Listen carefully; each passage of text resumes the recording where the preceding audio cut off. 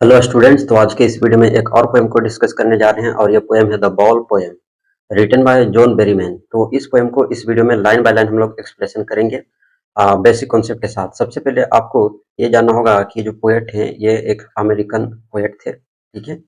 और ये जो द बॉल पोएम जो पोएम है ये शॉर्ट पोएम है, लेकिन इसका गहरा मीनिंग है, ठीक है। तो इसमें जो इस पोएम का अगर हम थीम देखें तो लॉस है, ग्रोइंग अप है, एक्सेप्टिंग रियलिटी है, ठीक है। तो मतलब हानि बड़ा होना है ना, वास्तविकता को स्वीकार करना, ये सभी इसके मेन थीम है, ठीक है। और समझ में आया। इसमें एक छोटा लड़का है जो अपनी गेंद जो है गेंद पानी में खो देता है। और ये जो इंसिडेंट होता है भले ही इनोसेंस लगे, लेकिन उस लड़के के लिए यह जो है भावनात्मक अनुभव है, ठीक है ना। ये कैसा है, इमोशनल फीलिंग है, ठीक है। तो यह उसका पहला दुख है और यह एहसास कि जीवन में कुछ चीजें एक बार खो जाए तो कभी वापस नहीं मिलती। यहाँ पर जो गेंद है, यहाँ पर गेंद बचपन की मासूमियत, खुशहाल यादों और निजी जो जुड़ाव है, ठीक है, इसका ये सिंबल है, ठीक है। यहाँ पर समझ में आ गया। हैप्पी मेमोरी जो है, इनोसेंस, पर्सनल अटैचमेंट, ये सभी सिंबल हैं चाइल्डहुड के, ठीक है।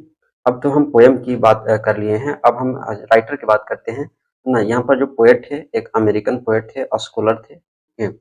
और इनको जो है जाना जाता है पर्सनल एंड इमोशनल पोएट्री के लिए, ठीक है।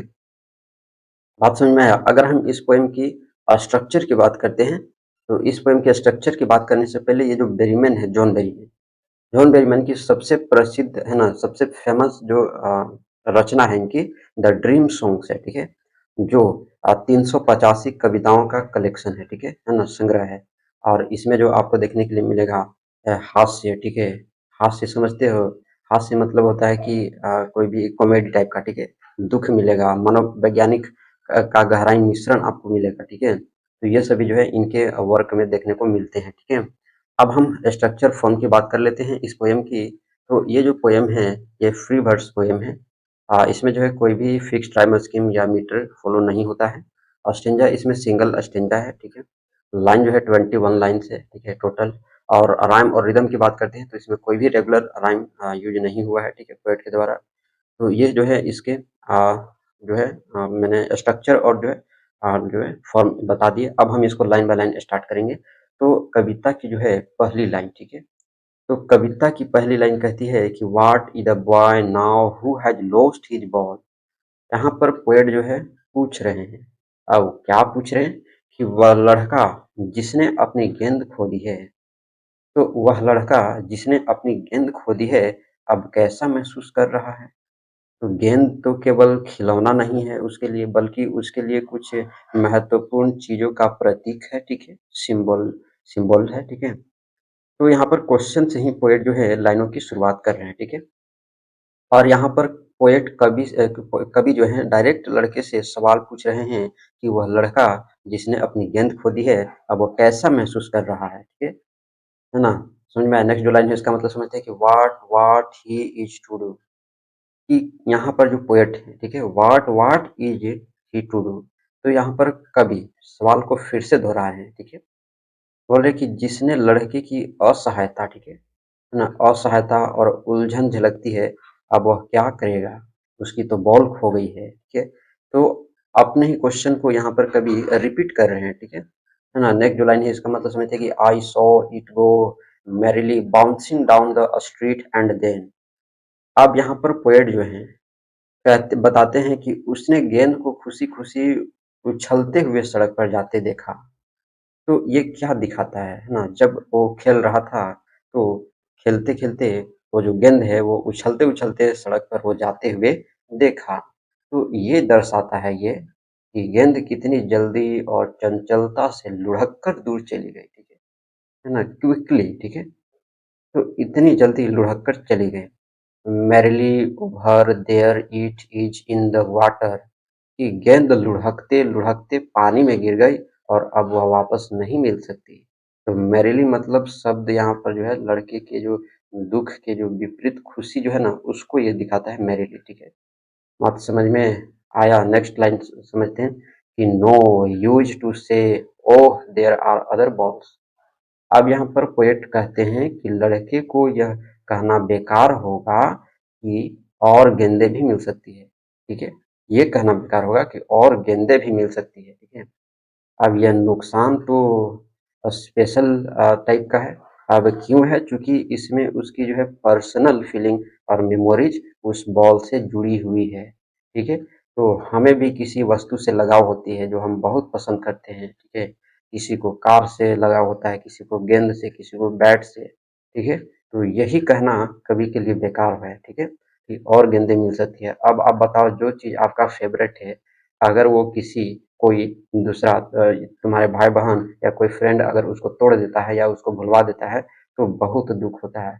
और लेकिन फिर अगर वो तुम्हारा दोस्त, तुम्हारे भाई बहन तुमको ला करके देते हैं वही चीज, ठीक है ना, तो वही चीज उसका कॉपी ला करके देते हैं तो तुम उसको एक्सेप्ट नहीं करोगे, क्योंकि उसमें उतना लगाव नहीं है जिसमें वो पहले वाले में था, ठीक है।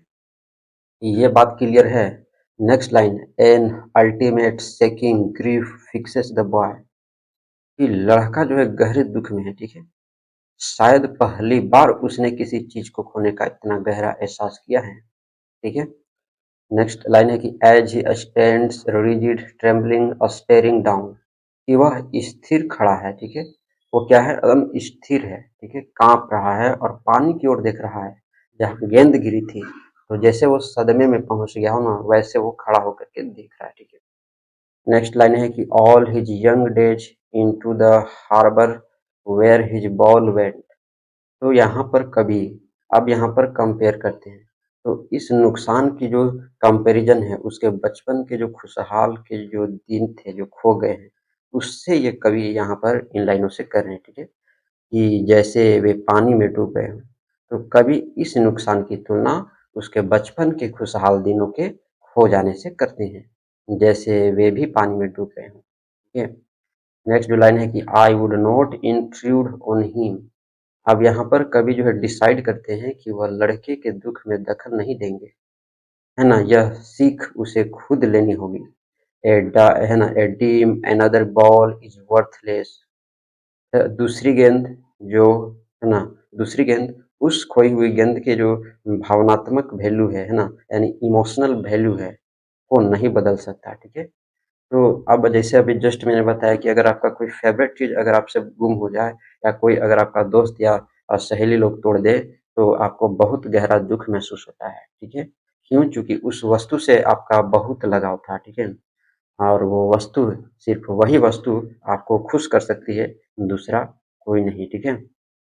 नेक्स्ट जो लाइन है कि now he senses first responsibility, अब यहाँ पर क्या कवि कह रहे हैं कि पहली बार लड़का जिम्मेदारी का बोझ महसूस किया, ठीक है। तो पहली बार उसको महसूस हुआ जिम्मेदारी का बोझ, कि नुकसान जीवन का हिस्सा है, ठीक है, और उसे इसका सामना करना होगा।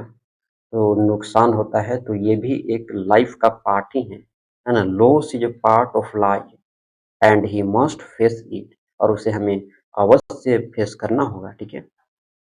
नेक्स्ट जो लाइन है कि इन अ वर्ल्ड ऑफ पोजिशन, अब उसे एहसास होता है कि इस दुनिया में हमारी चीजें होती है लेकिन वे कभी, है ना, कभी भी खो सकती है, ठीक है। तो इस दुनिया में हमारी चीजें हैं लेकिन वे कभी खो सकती है, ठीक है। नेक्स्ट लाइन है कि people will take balls, balls will be lost always little boy, कभी यहाँ पर कहते हैं कि नुकसान होना तय है, ठीक है, फिक्स है।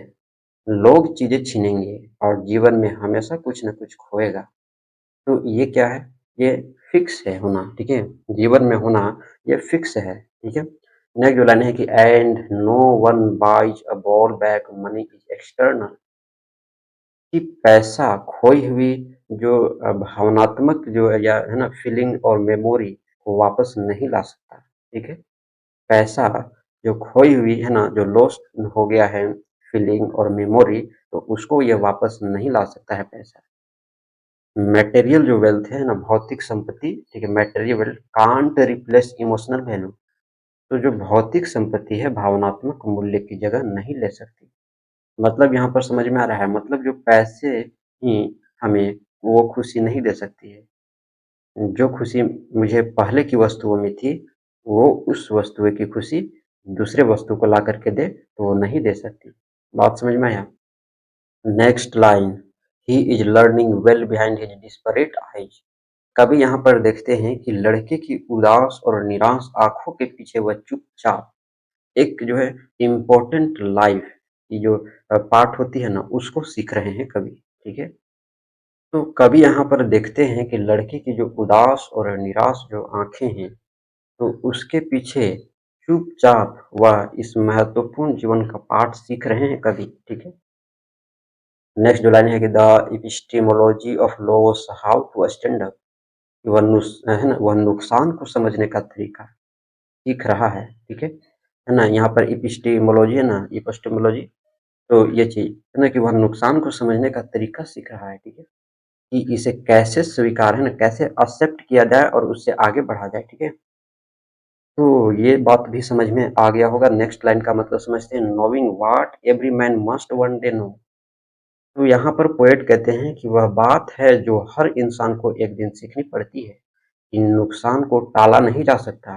ठीक है, नुकसान को हम अवॉइडेबल नहीं कर सकते। ठीक है, टाल नहीं सकते, है ना।